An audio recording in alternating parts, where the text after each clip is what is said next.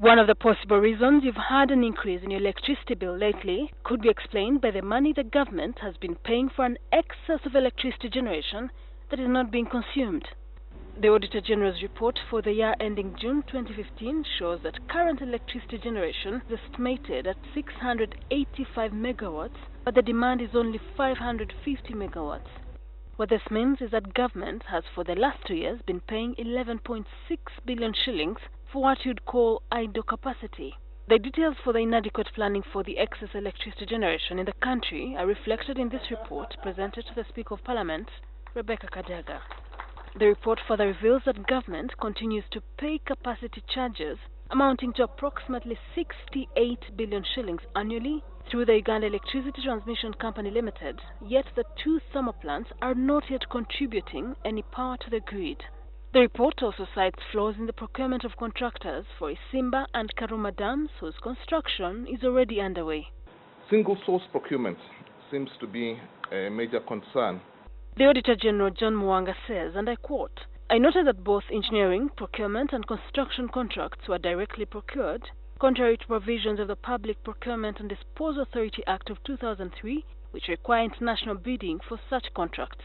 In the health sector, the report reveals that the annual budget allocation of 218 billion shillings for essential medicines and health supplies to all health facilities across the country has remained constant since 2011-2012, despite an increase in the number of patients.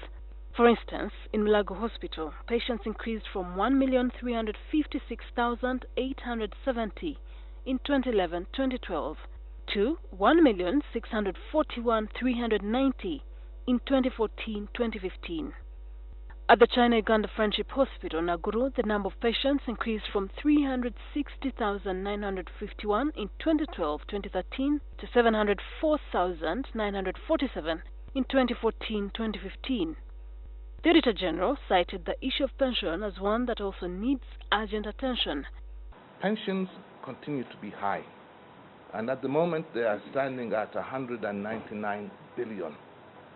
And really, what is of concern is that there doesn't appear to be any concerted strategy for government to be able to estimate how much pension is being paid each year, provide for it, put monies aside for it, and then have these liabilities cleared. In the road sector, Mwanga revealed that the unit cost per lane kilometer on the ongoing construction of the Kampala-Entebbe Expressway was inflated by 3 billion shillings. It was observed that a unit cost for the Kampala-Entebbe Expressway was $2.3 million per lane kilometer, while the similar expressway constructed by the same company in a different country from 2010 to 2014 cost $1.2 million. Mwanga says the cost could have been much lower if the authority had procured the contractor through competitive bidding. The Auditor General was also concerned about government's payment for delayed settlement of obligation arising from contracts for construction services. Government paid out 26.1 billion during the period under review for really what we call nugatory reasons, if I can use that expression.